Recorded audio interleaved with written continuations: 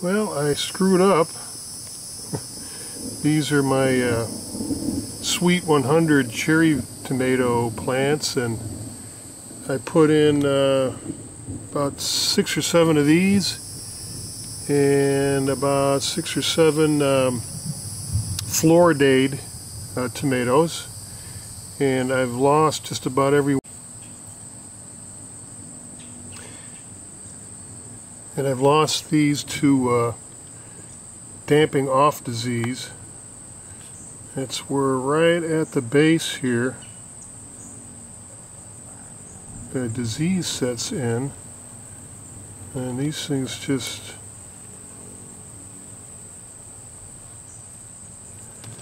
break right off. So I have to start all over. Here's a Floridade. And there's another one over here. They don't look so hot. I'll give them another day, see if they come back.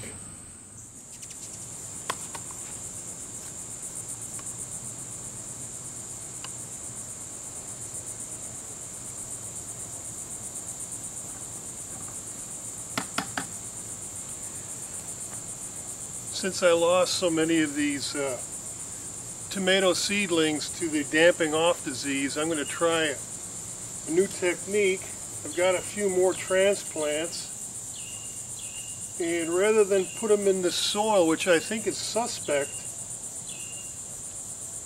I'm going to go ahead and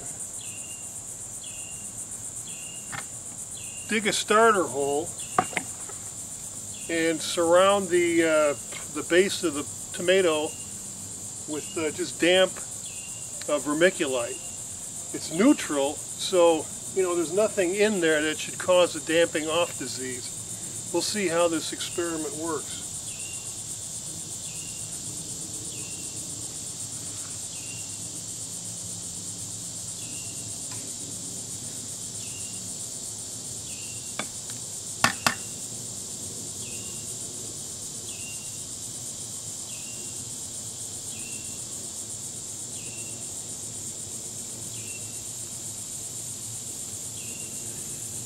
Okay, we'll have an update for you to see if they live. So my theory is if I use a neutral substrate like this garden vermiculite, that should produce some good results. But now they're just tomato seedlings. It's not the end of the world, and I really like experimenting. I don't like failure, but I'm not one to give up real easily, so we'll see how these turn out.